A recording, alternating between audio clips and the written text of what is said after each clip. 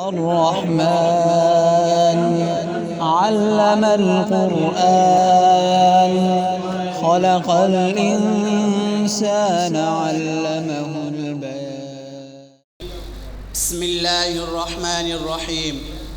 لو أنزلنا هذا القرآن على جبل لرأيته خاشعا متصدعا من خشية الله.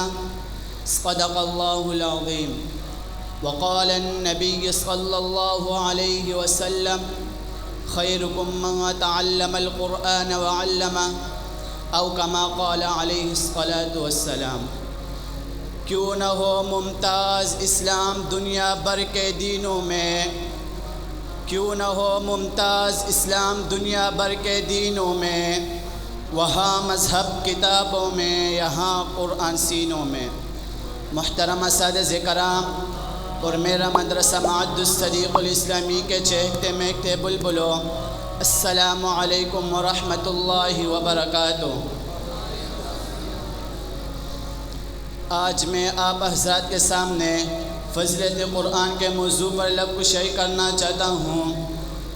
سامعین گرامی، قرآن مجید اللہ تعالیٰ کی وہ آخری کتاب ہے جس میں سابقہ اور تمام آسمانی کتابوں اور صحیفوں کے معتدل اور مناسب تعلیمات درج ہیں. یہ کتاب کائنات کے لیے روح اور اس کی حقیقی حیات ہے. اللہ تعالیٰ نے اس کتاب کو سب سے اعلیٰ و رفیع قرار دیا. فرمایا: ذالک الکتاب لا ریب فیہ، یہی وہ کتاب ہے جس میں کسی شک اور شبہ کی گنجائش نہیں ہے. سامعین گرامی، میں نے قرآن سے پوچھا بتا تیرا نام کیا ہے؟ قرآن نے جواب دیا قرآن مجید، میرا نام قرآن مجید ہے. میں نے قرآن سے پوچھا بتا تیری زبان کیا ہے؟ قرآن نے جواب دیا بلسان عربی مبین، میری زبان عربی ہے. میں نے قرآن سے پوچھا تیری حفاظت کا کیا گارنٹی ہے؟ قرآن نے جواب دیا انا نحن نزلنا الذکر وانا له لحافظون، میرے حفاظت کا ذمہ خود خالق اور کائنات نے لیا ہے. میں نے قرآن سے پوچھا تجھ میں کسی شک اور شبہ کی گنجائش تو نہیں؟ تو قرآن نے جواب دیا ذالک الکتاب لا ریب فیہ، اس میں کسی شک اور شبہ کی گنجائش نہیں ہے. میں نے قرآن سے پوچھا تو کہاں رہا؟ قرآن نے جواب دیا فی لوح محفوظ، میرا مسکن لوح محفوظ تھا. میں نے قرآن سے پوچھا تجھے کون لایا؟ قرآن نے جواب دیا نزل به الروح الامین.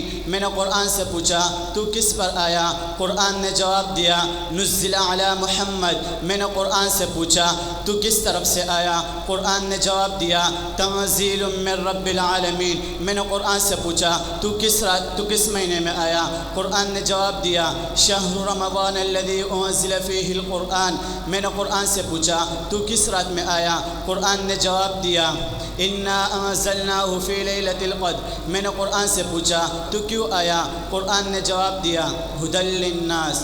حضور اکرم صلی اللہ علیہ وسلم نے قرآن کے بارے میں ارشاد فرمایا القرآن حجۃ لک او علیک، قرآن یا تیرے حق میں گواہ ہوگا یا تیرے خلاف گواہ ہوگا. گملی وال نے فرمایا اشراف امتی حملۃ القرآن، میرے امت کے معزز لوگ حمل قرآن ہوں گے. خیرکم من تعلم القرآن وعلمہ، تم میں سے بہترین انسان وہ ہے جو قرآن کریم کو سیکھے اور دوسروں کو سکھائیے.